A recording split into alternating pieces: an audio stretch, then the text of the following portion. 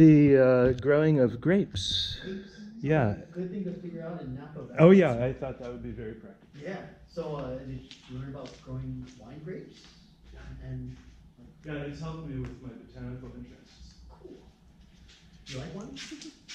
Oh, I love Yeah. Okay, so we're recording, and I explained to you this is Antarctica, so that's done. Okay. I need to set up. You set up, you fast forward. Fast forward to now. David has returned to school, this time in Hawaii, to pursue his passion in tropical botany. With his love for science, nature, and beauty, David feels very much at home here at UH. So please join me in welcoming David. And there's a laser pointer there. Oh, I can just figure out sorry. how long we can get started. Yeah. Okay, sorry. We'll get there. Sorry. All right. Let's see.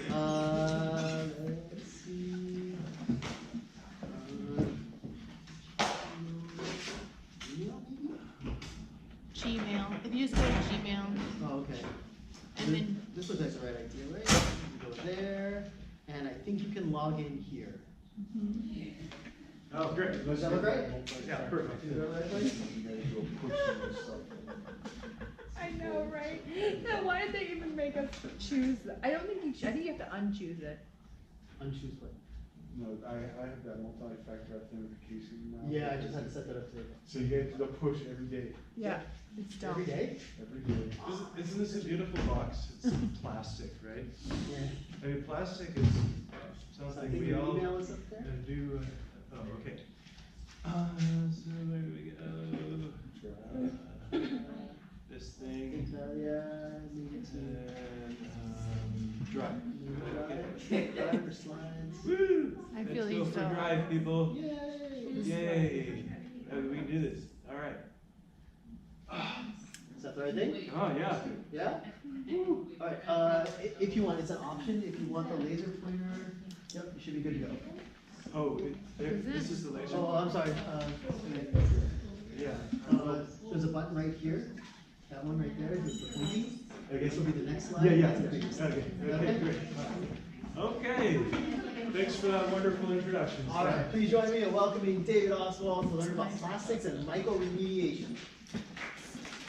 Thank you. Is this ever on your mind about the big problem with plastic these days? Yeah. Okay, I don't think anybody solved it yet. I don't know why they haven't. And it's a burden on all of us psychologically. We go to the store, we want to buy something, it's like, oh, it's in plastic, I'm not sure if I want to. So, this is my topic. And myco, by the way, do we know what myco is from? Fungi. Yes, fungi, very good. Okay, let's continue. Plastics, as I said, I feel like I need something. Oh, I need to place an icebreaker here. There's my nice icebreaker. And what is this? Iceberg. Iceberg. And pointer. Point. Okay, what's this part of the iceberg? The tip of the iceberg, right. Okay, and what's this little spot right there? Plastic. What? Plastic. Where the Titanic is. Well, maybe, I don't know. So, that part there is what I'm going to present to you today. Nice. In comparison with the body of knowledge that we may have nowadays, thanks to our information age, the internet, all the sources we have available to us, and this is the actual reality. Plastics are inert. We can call them POPs now, persistent organic pollutants. They've accumulated in the Pacific Ocean and many oceans. There are garbage patches in all of the oceans now. But the biggest one is between Hawaii and California. Since the 1960s, we've got all kinds of plastics to worry about. Yay! And the worst one probably is PET. And strangely enough, one problem has created another. I'm going to have a sip of water from this water filtering bottle, because it helps me with my nervousness, and also to demonstrate that we have alternative solutions today. Because people were worried about clean water, We got all those plastic PET bottles, and now we got a problem with plastic PET bottles. They are virtually indestructible and buoyant. Solutions are, of course, as we know, to recycle or repurpose. How effective are these solutions? And when I was a kid, we didn't have recycling bins. We didn't have anything like that. You can also reduce it. You can use bioplastics or plant fiber materials, or you can transform it in a few different ways physically. By pyrolysis, this is a fantastic new technology that's coming up in the industry. In fact, in Honolulu now they're burning fishing nets to produce fuel and electricity. Chemically by enzymes, and biologically with certain bacteria and fungi. And fungi are fun because you can pronounce it fungi or fungi. Please forgive me, I admit that I was not able to find everything about the subject. I tend to be a perfectionist, and I would like to know everything, especially when we're solving a problem. The alternative name for this topic is what role for fungi in an emerging, wrong button. How many times does that happen? Environmental technology. I believe this is one big wave of the future. I encourage you all to look into it.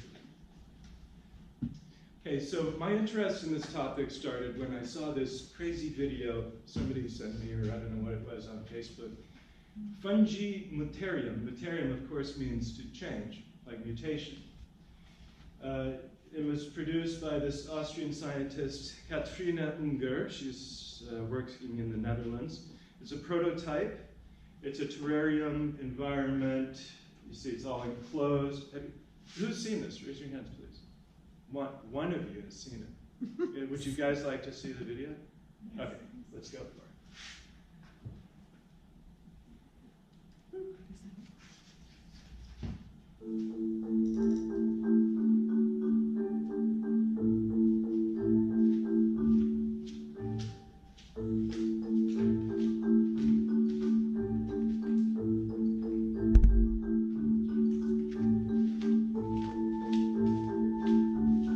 Special lab clothing, too. So they're cutting up the plastic and irradiating it first with UV light. That's to sterilize it. That actually begins the biodegradation process, too.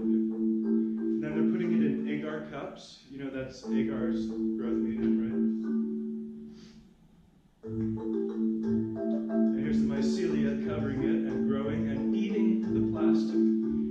Does that look yummy or what? It's lunchtime, huh? No, see, I had questions about it. I thought, this is a really cool idea, but are we going to turn the garbage patches into food? No, I think we have enough food already. So this doesn't really address the problem, but it got me thinking, why haven't we solved the problem? I have to use a mouse. Yeah, I got it. Technology. So let's talk about the mushroom. I looked into it, and what kind of mushroom were they using? It happens to be this guy, Pestalothiopsis microspora. Very difficult name. Well, microspora means it has tiny spores, and Pestalotia, it's a pest. It's a plant pest. And I wonder, what, can I find some too? Can I start digesting plastic and making food at home? And I looked, and I could see for $35 I could get some, but out of stock. Well, it was discovered in 2011 by scientists from Yale University in the Ecuadorian Amazon. They researched many fungi there, and they found that Pestalothiopsis microspora was one of the most active in breaking down plastic. It was able to use polyurethane as its sole carbon source. That's very important. Fungi don't photosynthesize. They need to find carbon somehow. The enzyme that they tested for revealed itself to be serine hydrolase, which breaks the ester bonds in the polyurethane molecule. It's both anaerobic and aerobic, which is great because then if you dump it in the bottom of the landfill, it can still survive and do its work. Yeah. out of stock. I noticed there's a misspelling here, Pestiolopsis. It's a hard name. It made me think of pesto. So I began to look for other sources. Could I find it on Amazon? No. eBay? No. Indiegogo? No, that fundraiser was over already. Mycology kits? No. VESP? No. What to do? I need a plan. So I started formulating.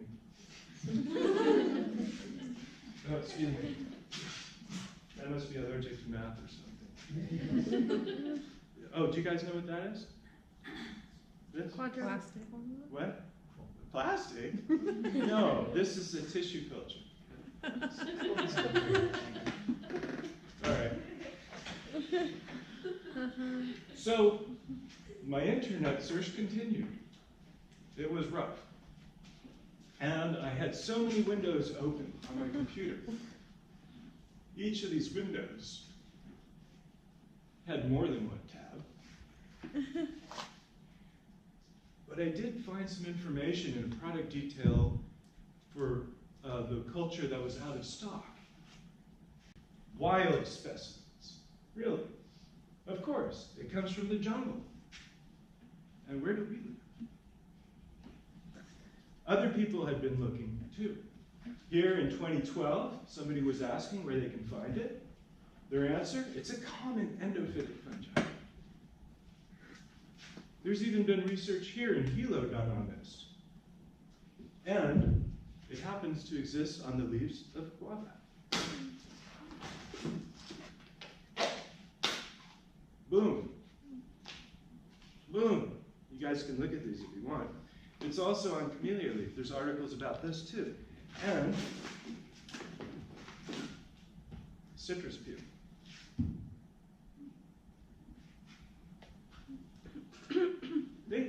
I went and I picked a lime, found all those spots, and I'm thinking, what is this, a wild fungus? Besteliotopus? I don't know. And like my auntie always said, where's it? Come on. Found it in my own backyard. So, continuing on, we still have the question, where is the solution?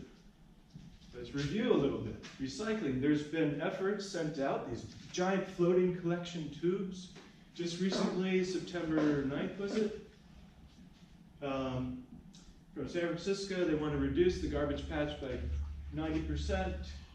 By 2040, it's past the system. The problem is you still have all these microplastic pollutions, hard to find. You know, you can get recycled products these days. That's definitely helping, but are we still getting rid of the giant problem? Well, other people are telling us we can do things by buying cool recycled clothes. I could even get an eco-thneed now for only 969 euros. It's not available in the US. Problem was, they don't ship to Hawaii. So I was like, okay, well, what am I going to do? Collect all the plastic I can find. I make my own thneed. It's very practical. Keeps me dry in the rain. I can make coffee. I can do all kinds of things. Collect liquid. It's even battery powered. Okay, bioplastics. This is something we can do at home. All you need is water, starch, glycerin, and vinegar. Let's see, there's a cool video. We're going to jump forward to 450 on it. Come on. Right there. Okay. Yeah, these guys have been working on this for a while. It's milky. Yeah. So it does have that consistency of like a protein shake. Don't drink it. There is a lot of protein in the broth, but mostly that broth is water and plastic. You know, what you're seeing now is really the result of literally thousands of experiments. Yeah, so there's other things than regular plastic. This stuff will biodegrade. You know, I see a lot of hope for the future, but we still have a problem of the old stuff that's collected since 1960. This is another cool one. People are posting this all over the internet. It's everywhere. You can make your own plastic at home. Hi, my name is Brandon Sweeney, and I'm going to show you how to make some bioplastic in your home. First, get a pot, silicone spatula. He's got a nice setup, huh? I like it. All On right. his table saw. Okay, other alternatives, plant fiber, compostable, biodegradable, love it. Biofuel, as I explained earlier, there's pyrolysis. This is very interesting. There's no toxic fumes coming out of it because there's no oxygen in the tank. It's an irreversible reaction, and the synthetic fuel is actually a cleaner fuel than what we normally use. I'll go for that. But it's expensive. You have to grind up all the plastic, sort it and stuff. It's very industrial. They've discovered bacteria also that can digest plastic. And they have a patent on it, and they want to spray this all over the ocean patch, and they think that's going to be the solution. Who knows? Should we dwell on this slide anymore, or we're good? Okay. The enzyme that they found in the bacteria, they were able to analyze using this diamond light source, which uses an intense beam of X-rays, 10 billion times brighter than the sun. And while they were looking into the structure of the enzyme, they actually tweaked it, made it better. So now, if you want to use that enzyme, you got to pay the money because they got a patent. Here's a picture of the cutinase enzyme that bacteria use to digest plant cutin, which is on the surface of plant materials. And if you've ever seen orange peels in the compost, they take longer to degrade than other things. They're kind of plasticky, but they will biodegrade. That's because of bacteria and fungi that have this kind of cutinase enzyme. And our plastic digesting enzyme is very similar to the cutinase. You guys know what this is? Come on, speak up. Let's hear some guesses. Yes, very good. I told you I'd be making bad jokes all day long. Yeah, I came up with that. So, here we go. To further explain mycelium, this is the vegetative part of a fungus. It's underground. 70% of carbon in the soil is not plants, it's fungi. 8 miles of mycelium in a square inch of soil. 8 miles. How do they do that? Well, they're single-celled, right? They're amazing. Fungi have a short generation time. They're easy to grow in the lab. For studying genetics, they're superior to fruit flies and corn. They don't produce their own carbon, so they absorb dissolved organic material. People say they inherited the earth because when they got to land, they were able to live underground. They don't need light. The mycelium channels nutrients between plants. Is very important. We wouldn't have plants without the fungi. Without the plants, we wouldn't be around. 500 million years ago, there were giant club fungi. Can you imagine walking around and you're looking at a mushroom that tall? What else do I got in my bag? Ah! You guys like this one? It's Groot. And you know in those Marvel movies where he's all extending tendrils, but he's a plant, so I wanted to change him for this talk. And I got this expensive portobello mushroom. How's it look? It's Mush Groot. So maybe Mush Groot will be the superhero to save the planet.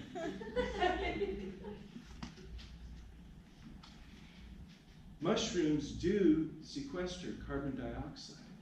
We have a problem with that right now. They are a carbon sink.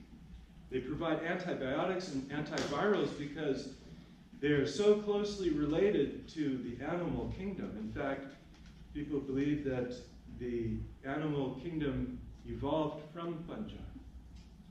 And because they have to fight off bacteria like us, that's how we get some antibacterials.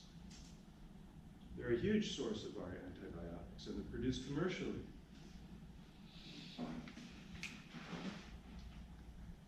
In the industry, wine, beer, cheese, kombucha, fungal enzymes produce our cool-looking genes. They break the ends of broken fibers up so that our clothes look new. Washing powders, wonder drugs. They even give the fizz to our soda pop. They also give us better juice and canned fruit. In agriculture, there's been very cool developments by this guy, Paul Stamets. This book you can get at the library, like I did, Mycelium Running. He found a way to get rid of fire ants using fungi. There are also fungi in the oceans. They look like this. And they're everywhere. Of course they would be in the oceans. How did they get to the land? Mangroves, marine lichens, kelp corals, even fish. On driftwood. On driftwood.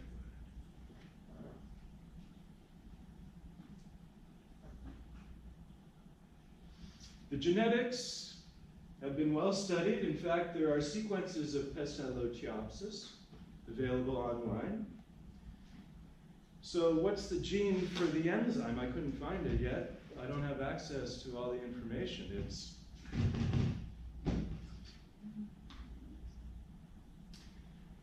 And we see here the tree of evolution. These are vertical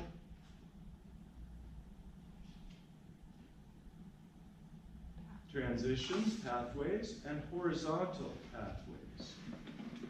One thing about fungi is they're very good at doing horizontal gene transfer, which means that one species can give off genes to another. Kind of like trading clothes with your best friend. Interestingly enough, they even do it with plants. This drug Taxol is an anti-cancer drug. And when Pestalothiopsis microspora was growing alongside Taxus, or in Taxus wallachiana, because it is an endophyte of this tree, the Himalayan yew, the fungus was able to produce the same compound as the tree.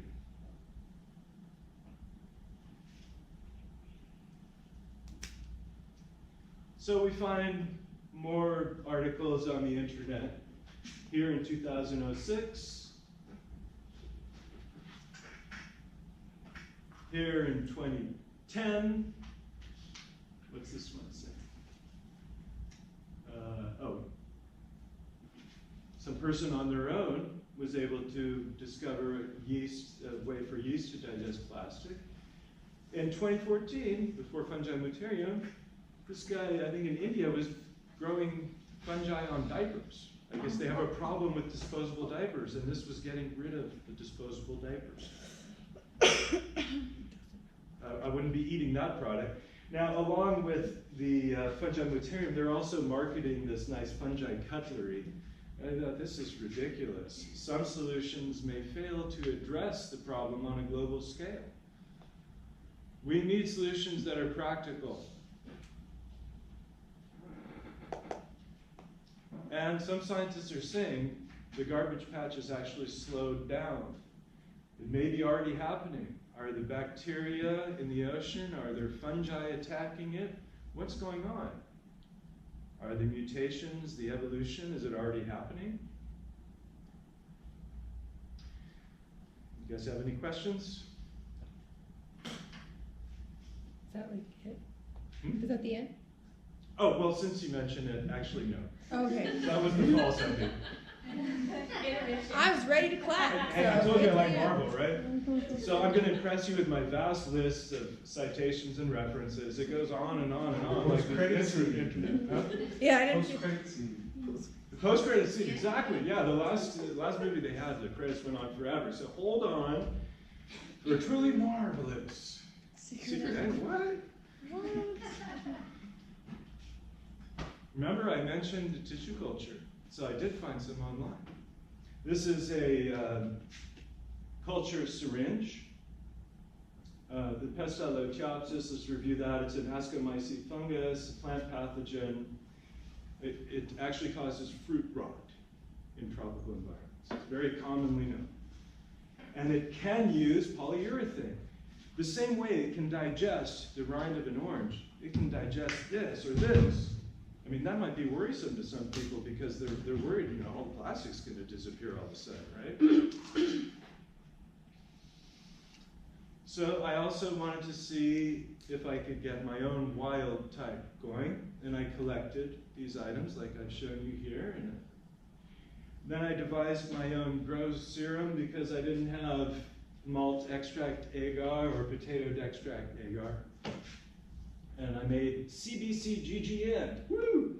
Coconut blossom sugar, let's put that out. There it is, yummy source of carbon. Coffee grinds, that's for lignin and also to keep the mushrooms awake. Gypsum, that's a calcium source. They like that. And nori might as well if you're having a good meal, right? They didn't get the pineapple though. And I kept some pieces of plastic up. I had no idea the chemical composition, and it was definitely non-sterile. I didn't irradiate it or anything. But I did put it in these jars, and I did jar number 1 having, they all had the plastic, right?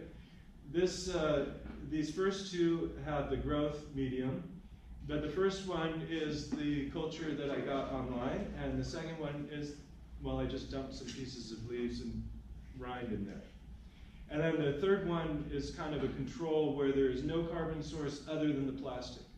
So I excluded the CBGGM.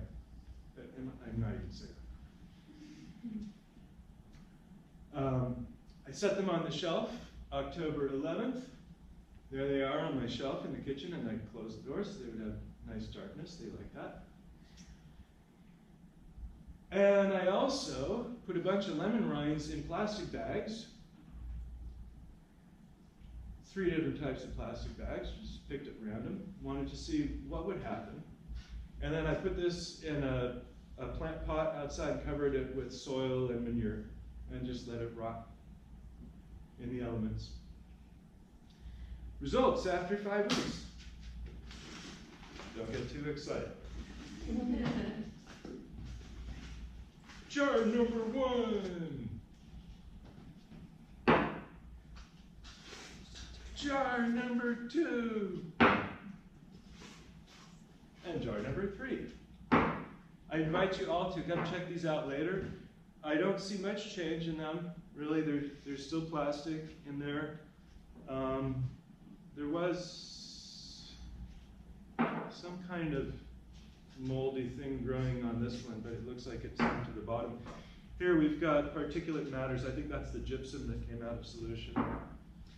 So results, if you'd like to inspect. There's some results I did not bring in because they need to remain sterile. These were very impressive. I had made one culture in a smaller jar with only the carbons, the CBCGGN carbon source, no plastic.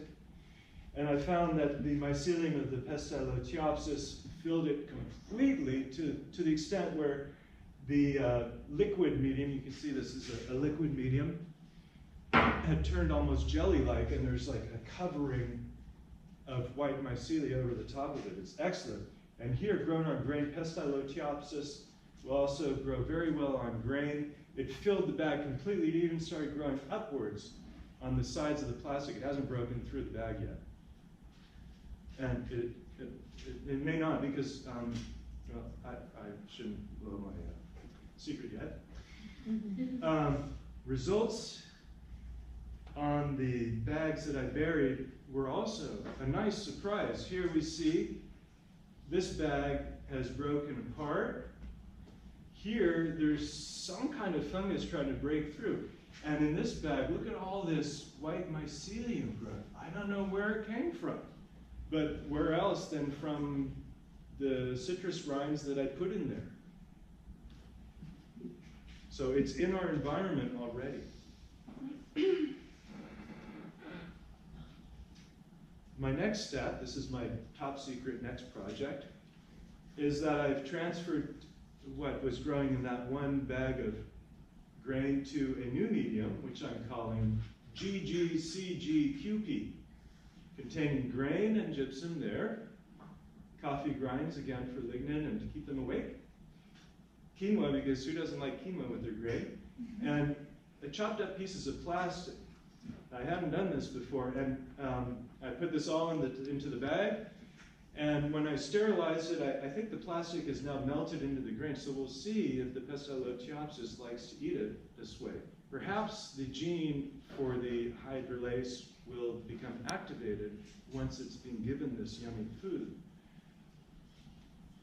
The esterase, will the gene be switched to on? Question, question. And here is the bag of prepared medium. I labeled it properly. I did this on November 11th, 4 days ago. And I call it G2. It's not really a G2, but it's the second bag.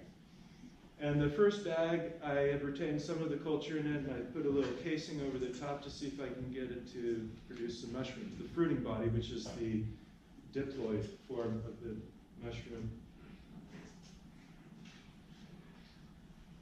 Okay, coinkydink. This is really weird. As I was doing more research just last week, I found this. Like, is that a ripoff or what? It says updated October 9th. Well, I started working on my project and I put the idea of the iceberg in my slides project in September. So be careful what you put on the internet, even if it's your private account.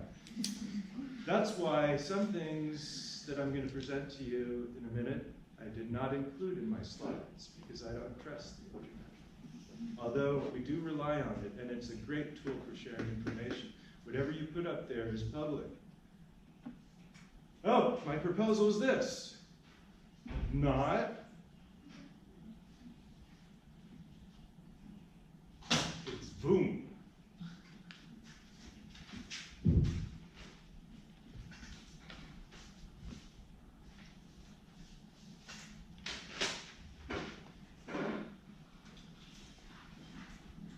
Okay, in the book, Paul Stamets talks about treating 3 piles that have been contaminated with oil. One of them treated with enzymes, one with bacteria, one with fungi.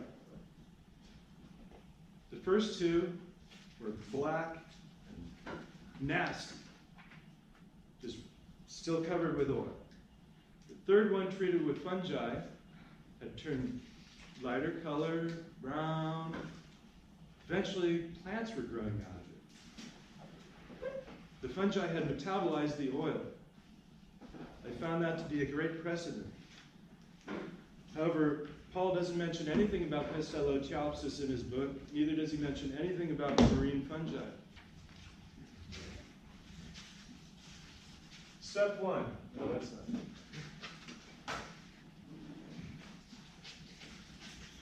Step 1.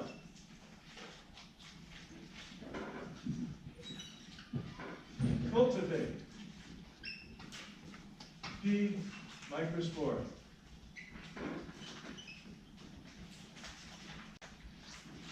David, I'm sorry, our class is going to wrap up in about, what time is our class in? 1:45. At 1:45. How much time do I have? It's 1:46. Oh, I went over. Okay, well, I'll just read it to you then. Okay. Cultivate it in a medium containing plastic.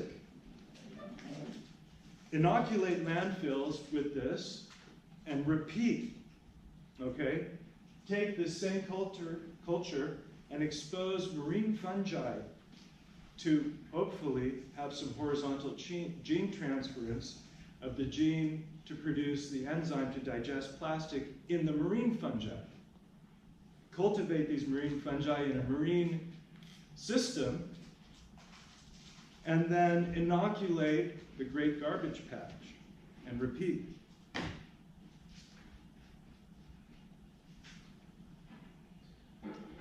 Erwin Schrödinger talks about a quantum theory of biology. He gave us the idea of electron shells. Jump-like changes in genetics mutations result in adaptation and species survival. Well, today we're experiencing quantum changes in the environment, which may cause quantum changes in the organisms that survive in this changed environment. I call this quantum evolution. This is the sunrise over Hilo. My take-home messages are twofold. First, that the ability for the organisms on this planet to adapt and evolve is greater than we perhaps thought before. It's a message of hope. From the industrial age, with its problems of pollution and overproduction, we've also been given leisure time to enter the information age. And we now have created a vast body of knowledge. If we can put our minds together, perhaps we can solve the big problems and enter an age of miracles.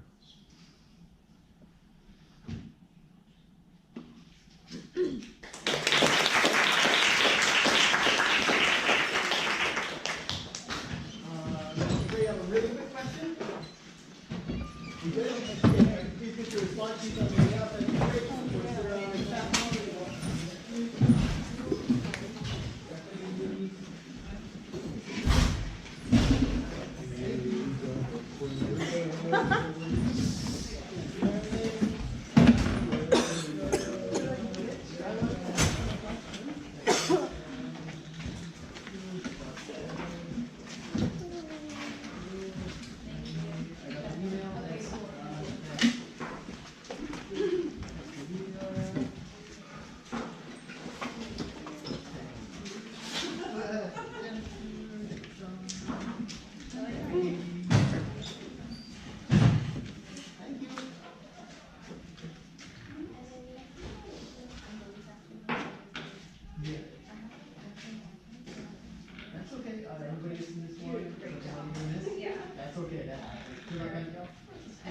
Everybody gets in this one, it's all good. If you that, please let me know.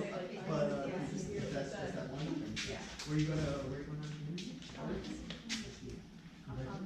Hey, that sounds great. Good luck with it. Thank you. Really great. Thank you. Bye. See you.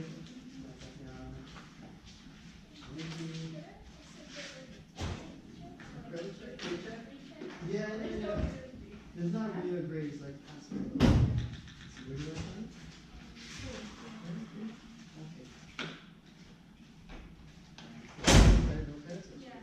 Okay. Thank you. Thank you. One small question, maybe you know. I remember like years ago.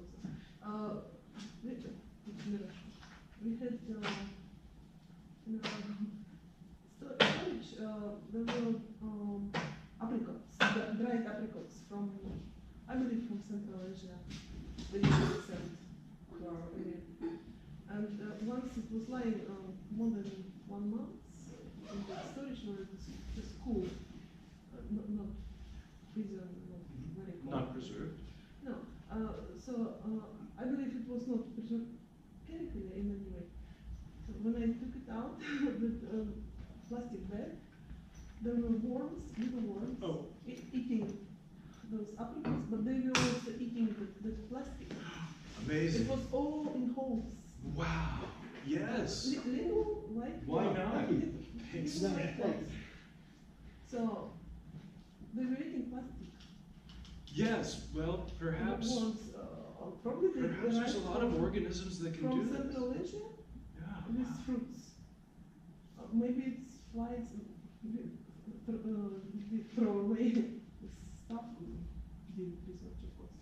Perhaps those worms had some bacteria in their gut that was digested. Yeah. It could be. But it was like small holes. All right, thanks, Stan. Oh, did you get my evaluation? Oh, I missed it.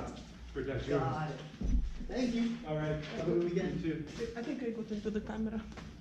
Oh yeah, I need to turn the camera on.